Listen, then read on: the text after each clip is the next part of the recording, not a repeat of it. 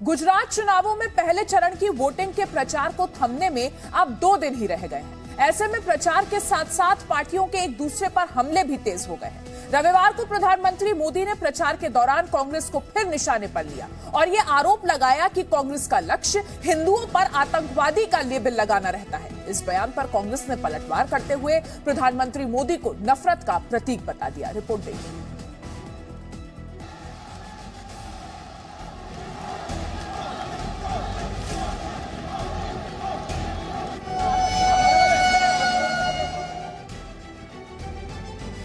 कांग्रेस आतंकवाद को भी वोट बैंक की नजर से देखती है।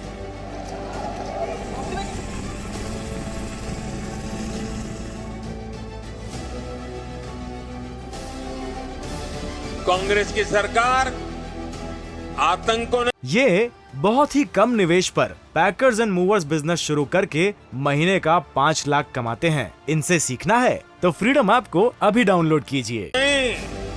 मोदी को टारगेट करने में लगी रही।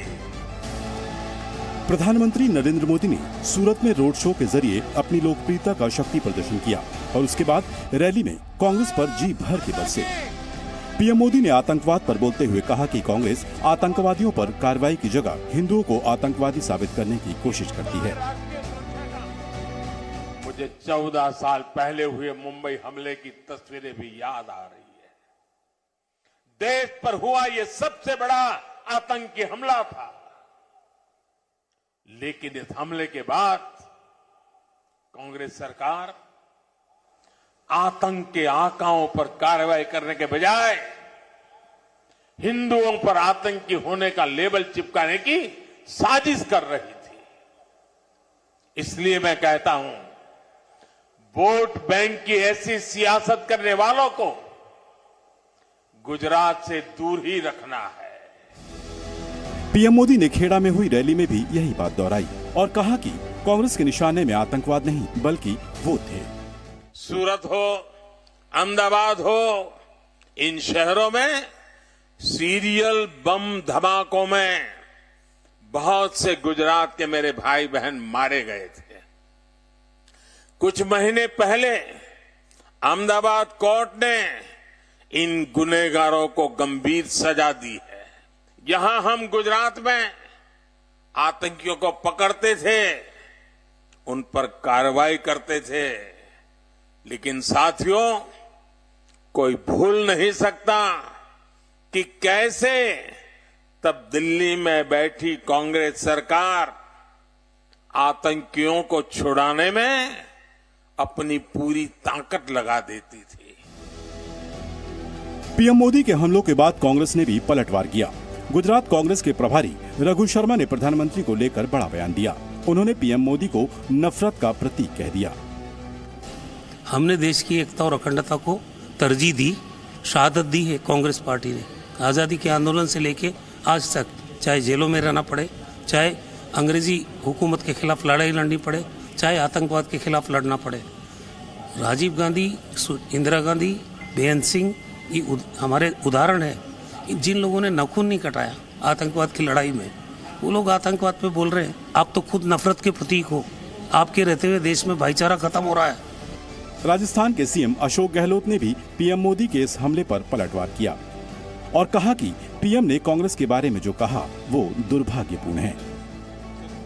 ये बहुत अनफॉर्चुनेट है, क्योंकि कांग्रेस तो इस देश में लोकतंत्र जिंदा रखे हुए 76 साल के बाद में भी, और जिसका विस्तार पूरे देश संविधान के अंदर है। आज संविधानिक दर्जा और देश के अंदर लोकतंत्र कमजोर हो रहा है। वर्तमान एनडीए गवर्नमेंट जो है वो आलोचना और असहमत थी, सुनना पसंद नहीं करती। कई पत्रकार, लेखक, साहित्यकार जेल में बैठे हुए हैं क्योंकि उन्होंने कोई लेख लिख दिया, सरकार की आलोचना कर दी। तो स्थिति है। गुजरात में पहले चरण की वोटिंग से पहले चुनाव प्रचार के लिए सभी दलों के पास सिर्फ 48 घंटे बचे हुए हैं और इन 48 घंटों में हो सकता है कि जुबानी प्रहार और तीखे हों। सूरत से रवि त्रिपाठी के साथ ब्यूरो रिपोर्ट जी मीडिया। गुजरात में बीजेपी के पास विरोधियों के साथ लड़ने के अलावा अपने सबसे मजबूत किले को बचाने की चुनौती भी है। गुजरात चुनावों में अपनी जीत को लेकर बीजेपी कितनी कॉन्फिडेंट है, इस बात पर हमारे संवाददाता रविंद्र कुमार ने केंद्रीय मंत्री अनुराग ठाकुर से बातचीत की। देखिए। बात करते हैं केंद्रीय मंत्री अनुराग ठाकुर से। अनुराग जी, आप लोग का मिशन 150 या फिर कह रहे हैं कि रिकॉर्ड ब्रेक होगा इस पर, लेकिन दूसरी पार्टियां कांग्रेस कह रही है कि इस बार बीजेपी को हम औकात दिखा देंगे, यहाँ तक कि प्रधानमंत्री को भी औकात दिखाने की बात कर रही है चुनाव में सियासी तौर पर। गुजरात में तो एक ही बात है, हम गुजराती भाजपा साथी, कि भाजपा के साथ गुजरात है, क्योंकि गुजरात ने पिछले कई वर्षों में सुशासन देखा है, विकास देखा है, गरीब कल्याण देखा है। तो भाजपा के राज में ये तब संभव हुआ जब सुरक्षित गुजरात हुआ, दंगा मुक्त गुजरात हुआ, तब निवेश भी आया, रोजगार स्वरोजगार के अवसर भी बढ़े और गुजरात ने नए आयाम स्थापित किए। गुजरात मॉडल पूरे देश और दुनिया में चर्चा हुई।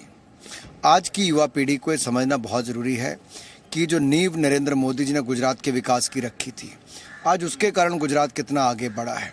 आज डबल इंजन की सरकार केंद्र में मोदी जी और प्रदेश में भूपेंद्र भाई, यानी कि दोनों भाजपा की सरकारों ने गुजरात को आगे बढ़ाया।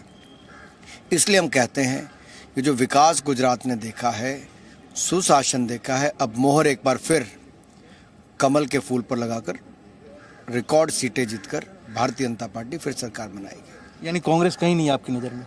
नहीं, ऐसा नहीं है। लड़ाई कांग्रेस से है। कांग्रेस बहुत पुराना राजनीतिक दल है और पिछले अगर आप देखेंगे 5 चुनाव कांग्रेस से ही हमारी लड़ाई रही है और कांग्रेस से इस चुनाव में भी लड़ाई है। लेकिन मैं ये कह रहा हूँ कि हमारे जो अपना वोट है वो सुशासन, विकास और गरीब कल्याण, ये भाजपा की पहचान बनी है। और गुजरात का विकास ये दिखता है तो भाजपा के साथ दिखता है। ये 27 साल का रिश्ता है, टूटेगा नहीं। ये भाजपा का जोड़ है, टूटेगा नहीं। राहुल गांधी भी तो जोड़ रहे हैं देश को और यहाँ तक कि केजरीवाल कह रहे हैं कि इस बार तो बीजेपी सेकंड पोजीशन में है। हम लिखित में दे रहे हैं, गारंटी दे रहे हैं लिखकर कि वहाँ पर आम आदमी पार्टी की सरकार बनेगी। कहाँ पे? गुजरात में। कौन कह रहे हैं? अरविंद केजरीवाल। कब नहीं कहा अरविंद जी ने? उत्तर प्रदेश के चुनाव हुए तो केजरीवाल ने कहा सरकार बनाएंगे। अरे 400 सीटों पे जमानत जब्त हुई आम आदमी पार्टी के उम्मीदवारों की। जितना नोटा पे वोट मिला था उससे भी कम आम आदमी पार्टी को वोट उत्तर प्रदेश में मिला। उत्तराखंड में भी कहते थे सरकार बनाएंगे, खाता नहीं खुल पाए, क्लीन बोल्ड हो गए। हिमाचल में तो दुकान 4 महीने पहले बंद करके चले गए। गुजरात के लोग बहुत समझदार हैं साहब, वो एक ही बात कहते हैं, भाजपा राज में, गुजरात मजा में। और गुजरात मजा में रहेगा, विकास में रहेगा तो भाजपा के राज में रहेगा। फिर ये क्यों कहना पड़ रहा है बीजेपी को या बीजेपी के बड़े नेताओं को कि 2002 का सबक सबको याद रखें? देखिए, आप लोग कुछ तोड़ मरोड़ के भी चीज़ें पेश करने का काम मीडिया कई बार करता है। आज की युवा पीढ़ी को मैं इसलिए याद करवाता हूँ कि 2002 से पहले गुजरात में बहुत वर्षों तक ये देखा गया कि हर साल दंगे फसाद होते थे, जिसके कारण गुजरात के विकास पर ग्रहण लगता था। लेकिन ये सुनिश्चित किया गया कि गुजरात में भाईचारा बढ़े, कानून व्यवस्था सुदृढ़ हो और सुशासन भी हो और सुरक्षित भी गुजरात महसूस करे। जब ये सब हुआ कब? जब भारतीय जनता पार्टी की सरकार आई और सुरक्षित हुए, तभी तो निवेश आया, तभी तो रोजगार आया, तभी तो विकास हुआ। सुरक्षा ही सबसे बड़ा आधार है किसी भी देश या प्रदेश के विकास का और गुजरात सुरक्षित महसूस करता है भाजपा के राज में। शुक्रिया सर। कैमरामैन पवन के साथ रविंद्र कुमार, जी मीडिया, अहमदाबाद। गुजरात में बीजेपी के दिग्गज नेता लगातार प्रचार कर रहे हैं। रविवार को मध्य प्रदेश के गृह मंत्री नरोत्तम मिश्रा पार्टी के लिए प्रचार करने पहुंचे। इस दौरान हमारे संवाददाता रवि त्रिपाठी ने उनसे गुजरात चुनावों को लेकर खास बातचीत की। देखिए। गुजरात में चुनाव है और इस वक्त हमारे साथ नरोत्तम मिश्रा जी हैं जो मध्य प्रदेश के गृह मंत्री, हमसे बातचीत करने को लेकर। आज नरोत्तम मिश्रा जी, जो कि आप गृह मंत्री हैं और इसी से जुड़ा मामले को लेकर प्रधानमंत्री ने अटैक किया है कांग्रेस पे। उन्होंने कहा है कि गुजरात में जब दंगे होते थे तो हम दंगाइयों को पकड़ते थे और कांग्रेस के लोग वहाँ से दिल्ली से उनको छुड़वाने की कोशिश करते थे। कांग्रेस के लोग तो कह रहे हैं कि हमारे शहादत दिया इंदिरा गांधी ने, राजीव गांधी ने शहादत दी, हम तो वो इन्होंने तो नाखून भी नहीं कटवाया है देश की आज़ादी के लिए। जो कह रहे हैं उनने कटवाया है क्या?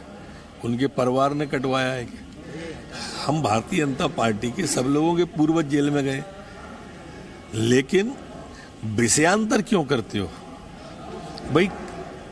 काम के आधार पर क्यों नहीं वोट मांगा जाता? हम मोदी जी का मॉडल बताते हैं देश में, हम गुजरात के मॉडल को लेके जाते हैं, हम मोदी जी के नाम पे वोट मांगते हैं। आप क्यों नहीं मांग रहे राहुल के नाम पे? आप क्यों नहीं अमेठी का मॉडल लेके आते हो? अरे अमेठी से राहुल गांधी जी भगे या लड़े, सांसद रहे, उनकी माता श्री रहीं, उनके पिता श्री रहे, उनकी दादी नानी श्री रहीं, सबके सब थे, उसे जिला तक नहीं बना पाए। मांगो ना अमेठी के मॉडल के नाम पे वोट, मांगे तो देश बताए उन्हें। ये नहीं मांग सकते। हमको गाली देना बहुत आसान है, लेकिन ध्यान रहे, एक उंगली हमारी तरफ उठाने वालों 3 आपकी तरफ उठती हैं। नरोत्तम जी, एक विधायक उम्मीदवार हैं कांग्रेस के, उनका आज कहना है कि शिव और अल्लाह सब एक हैं। उनका कहना है कि शिव जी बैठे हुए हैं वहाँ अजमेर में और अल्लाह बैठे हुए हैं सोमनाथ में, तो ये सब एक हैं, इसलिए कहीं भेदभाव नहीं होना चाहिए। अल्लाह अकबर का नारा भी उन्होंने अपने सभा में लगवाया है। तो कभी काशी और काबा पे भी बोलेंगे। वो चाहते हैं कि वो ये नारा लगवा ही वो रहे हैं। देश के अंदर आप देखिए, कन्हैया कुमार की गर्दन काट दी गई, दिल्ली के अंदर श्रद्धा के 35 टुकड़े कर दिए गए। देश में ऐसी घटनाएं सिर्फ वहीं हो रही हैं जहां कांग्रेस की सरकार है या उन विपक्षियों की सरकार है। भारतीय जनता पार्टी की सरकार में हिम्मत नहीं पड़ सकती किसी की। यहाँ तो बम भी फटने के पहले सोचता है। ये वो गुजरात है जहाँ कभी अक्षरधाम पे हमले हो जाते थे, आज बम के आतंकवादी को फाड़ने के पहले सोचना पड़ता है। ये गुजरात है। ये भाजपा की जहाँ सरकार होगी वहाँ शांति का राज होगा, और जहाँ इनकी सरकारें हैं वहाँ तुष्टीकरण की राजनीति होगी। चलिए, बहुत बहुत धन्यवाद आपका। तो ये थे नरोत्तम मिश्रा जी, कहते हैं कि जहाँ कांग्रेस की सरकार होती है वहाँ तुष्टीकरण की राजनीति होती है और वहाँ मुसलमानों को एक तरफ से प्रश्रय दिया जाता है। रवि त्रिपाठी, जी मीडिया, अहमदाबाद। ये बहुत ही कम निवेश पर पैकर्स एंड मूवर्स बिजनेस शुरू करके महीने का 5 लाख कमाते हैं। इनसे सीखना है तो फ्रीडम ऐप को अभी डाउनलोड कीजिए।